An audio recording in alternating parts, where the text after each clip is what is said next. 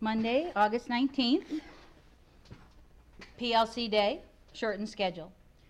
We are talking today about the 3 modes of persuasion and about defining rhetorical devices. I have a couple of PowerPoints to play for you, and rather than just downloading the PowerPoint, I'm going to go ahead and put them in the screencast so you have them with all of the instructions behind them. So the 3 modes of persuasion you're going to be filling out here on your assignment sheet, giving me the definitions, what logical, emotional, and ethical mean. And then you'll go and fill in the definitions for parallelism and antithesis and the rest of these. If you need to watch, if you want to look at the PowerPoint more than once, I will go ahead and download the PowerPoint separately so that you won't have to listen to my voice a second time through, but you could look at the PowerPoint on your own and gather the rest of the terms and definitions rather than listening to the recording again. So, first thing we want to do is talk about persuading people and about rhetorical devices, and this is the PowerPoint that will be downloaded separately, but also here with my voice. Rhetoric talks about how someone speaks in order to persuade you. It's actually a major that you can take in college because politicians are probably the most handy people when it comes to rhetoric. They're able to convince people of almost anything, and because of that, they become the most powerful people in the world. They have the ability to communicate, they have the ability to affect people in the audience, and it seems that they've been very successful since the beginning of time. Rhetorical devices are strategies that achieve that communication, that ability to convince people of things. Speakers use them. The effective speakers are the ones that use them, and sometimes they're not even aware of. But most of our really amazing speakers are ones that do it and they plan it. They write it into their actual speeches rather than it being an accident. You're going to listen later this week to a speech by JFK, his inaugural address from 1961. He wrote that speech and he purposely put rhetorical devices into that speech. It was planned. Jesse Jackson, the king when it comes to rhetorical devices, all the way through most of his things, if you've ever listened to him speak. So best speakers are automatically using these things anyway. In order to convince us of things, they will use 3 different areas: ethical, emotional, and logical. The original Greek words were ethos, pathos, and logos, but we'll give you the English translation: ethical, emotional, and logical. And those are the 3 things that you're going to need to define on your assignment sheet today. The first one we're going to do is logos. I'm sorry if it's out of order. We're going to do logos, and in logos, it's where you use logic to convince people. The reason that I wanted to handle this one first, even though it's out of order, is simply because it's probably the strongest one that you're going to be using in your essay for me. You pick something that you can persuade us about, and you're going to use facts and statistics to do that. Some of that may require that you go and do some research at home or on the Chromebook when you get it in your possession so that you have some facts. I don't want you to talk off the top of your head. I want you to know something about that before you argue it. But you'd use that reasoning or that logic in order to convince us of what we need to know. You may not have had time to write this entire definition at this point, but you can go back and look at the PowerPoint later or stop it or pause it if you need to. Here's some examples of logos. Students should be allowed to use cell phones during school hours. That means during class too. And that's their idea, and in order to prove that, they would have to have some supporting facts for why it is that would be true. Why do we believe that students need to use their cell phones? So we would normally write here, we would stop the class right now and we would write 3 separate reasons, but because you're not in class and you're listening to the screencast, let's just talk about some different reasons. What would be one reason to use your cell phone anytime you want to during school? Well, I would think that the main reason that your parents gave you the phone was they wanted to know where you were at all times. It had to do with safety. Yeah, they get to know where you are, but they also know that you're safe. And if you had a problem, you would call them, and it's all about safety. So that would be one of your major points, and that would be very logical that you would need the phone for that. The second reason that your parents probably let you have a phone is that they know that if you needed a ride or you needed something from them, you would give them a call, and then there would be some communication. So a lot of times it's based not just on safety, but also on communication. Some of you, if you didn't have a phone, would probably never talk to your mom and dad. In this way, this is an opportunity for you to do that. And your parents recognize that as well. The third reason could be any number of things in order to support your argument. And a lot of times the third reason tends to either be a counter argument, why maybe we shouldn't have the phone, and present it that way, or sometimes it is the argument that is the weakest, or you could flip it and put the strongest argument here. But maybe one of the last points you could use could be as simple as it's that cheap. $9, $10 a month, unless you get the data plan, that's another thing. It's not that expensive for them to keep track of you and to know where you are and to feel that good, warm, fuzzy feeling that you're being taken care of. So those could be some supporting facts that you might use. If this were an essay that you're writing for my class, then you would turn those 3 supporting facts into body paragraphs. Give us 5 sentences about each one of those and explain it. Here's an example. When you come to school, we expect that children would be safe. They breathe fresh air, just like this sentence says. Unfortunately, I'm reading in the middle, many classrooms are being sprayed inside and out with millions of pounds of deadly pesticides.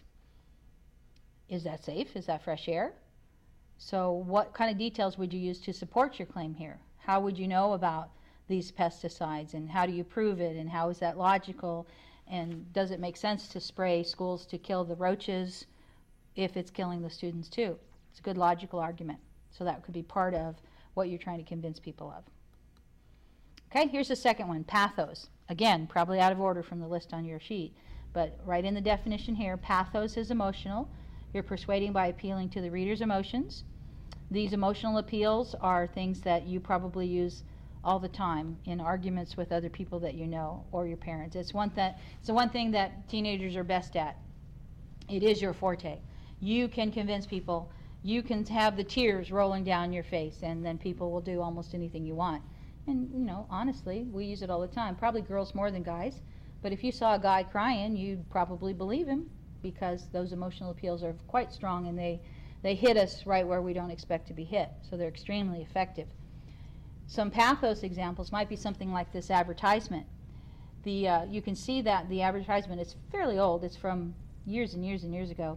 But it's about makeup and cream, you know, to take the wrinkles away. And that person in the middle, that woman, seems quite worried as she looks back behind her. The advertisement is appealing to your emotions. It's making you feel that if you're not as beautiful as that gal in the back, then you might lose your man to her, and therefore you should use their makeup.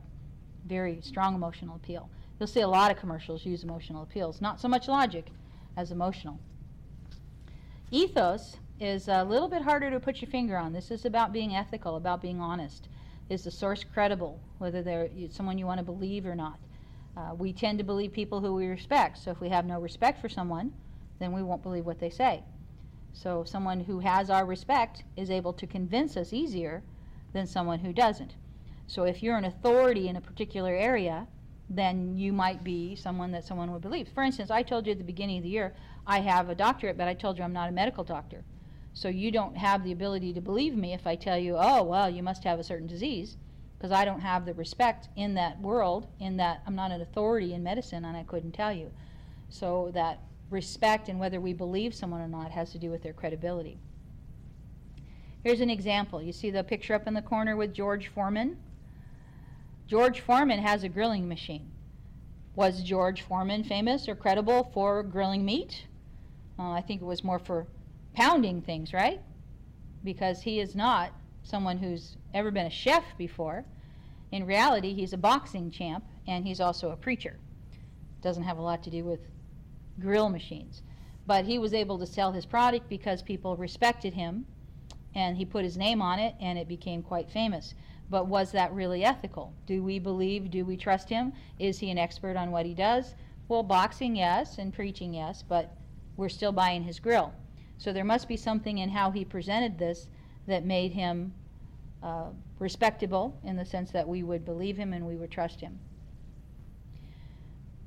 And you'd have to decide why you thought that he was believable in this area. It certainly worked. He made millions, and he continues to make millions because he has earned the respect and people do listen.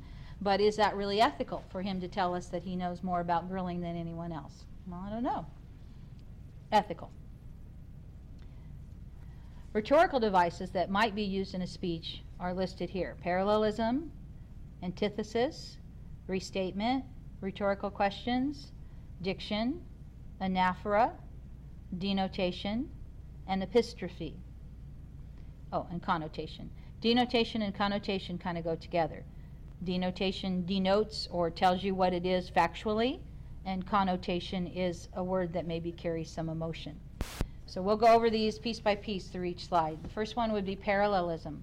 That's the repetition of a grammatical structure. So the way you say it again the same way. If you used a subject-verb, you'd use a subject-verb again. You want to make sure it matches in its structure. So here's an example.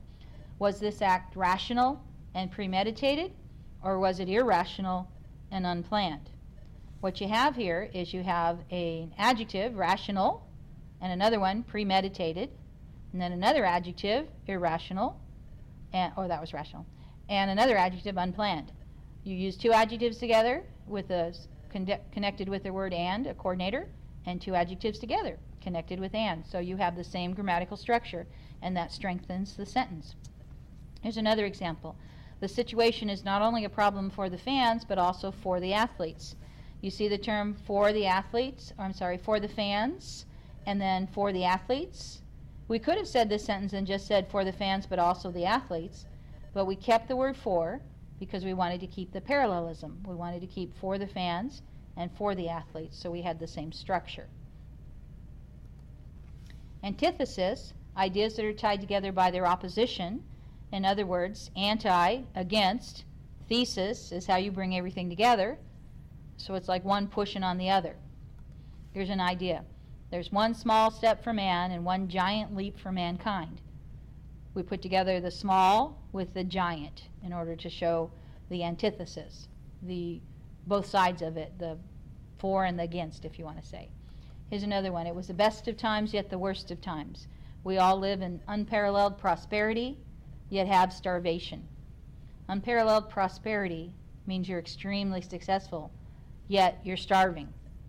See how the two of them don't normally go together? That's antithesis. These are a couple very famous statements from over the years. Rhetorical questions are questions that are asked for effect. Nobody expects you to answer. Perhaps you've had a teacher ask you in class something like, why are you talking? Do they really expect you to answer? I don't think so. I think it's a rhetorical question, and if you do answer, they might be even more angry. So they're not meant to be answered. So here's one. Does anyone really believe this man is innocent? That's a typical lawyer question. He didn't expect the jury to pop up and say, I do, because that would really ruin what he was trying to talk about. Restatement is restating an idea in a different form. You're saying the same thing, but you're saying it with new vocabulary. It's not unlike your intro and your conclusion. You often use restatement, where you say it in the beginning of the essay, and then you're going to repeat it in the end, but it's a restatement because you're not using the exact same words. You don't want to use the exact same words. You want some fresh vocabulary. So here's an example. We're asking for protection of our children, one way. Care must be provided for the young. Both sentences say the same thing, but they say it in a new way. It builds some detail into your paragraph and also strengthens your argument, and it's the restatement. Anaphora has to do with the repetition of the same word or group of words in the beginning of the clauses, not the end. Anaphora is very, very popular in some of your favorite movies because the same word is used at the beginning of a phrase. So here's an example. We shall fight on the beaches. We shall fight on the landing ground. We shall fight in the fields and in the streets. We shall fight in the hills. One of Winston Churchill's most famous quotes. There are many, many others that start the same way, and they're meant to be that way. They're meant to emphasize those words by repeating them over and over.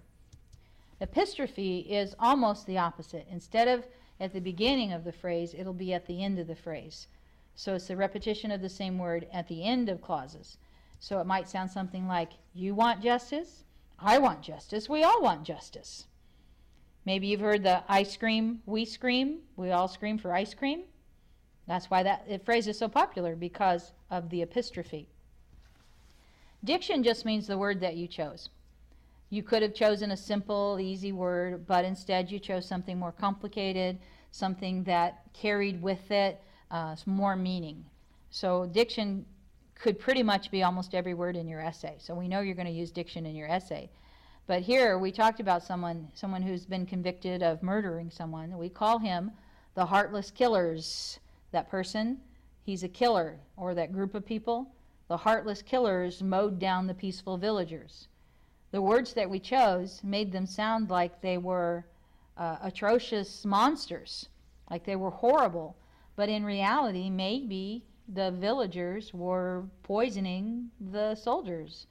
It's really hard to tell, but the diction that we used obviously shows that we're on the villager's side and not on the killer's side. That all has to do with your word choice. Denotation and connotation are used together. Denotation, the dictionary meaning of the word. Connotation, some sort of meaning is connected with the word. So an example might be, if you call someone a young person, that's just what they are. They're a young person, right? But you could call them other things that would carry some more meaning with it. Perhaps the meaning would be better or worse, but it would carry a different meaning rather than the dictionary definition. We might call them a youngster or a child. If I called you kid in class, you would think that I was crazy and that I was demeaning. Little one, small fry, brat, juvenile, minor, all of those things tend to carry a little weight, a little emotion with them. So they're a little bit different than denotation because they have connotation. So these are extremely important. I'm going to give you an example that's not on the PowerPoint, but if you were to call someone a dog, that's not a nice thing to say. We also have that other word that starts with a B that means a female dog. Again, not a nice thing to say because the connotation of those words tend to be rather negative. But if you call someone a player, then people think of that as a cool thing to be, not a dog. So sometimes that changes. The word that we use carries with it some emotion.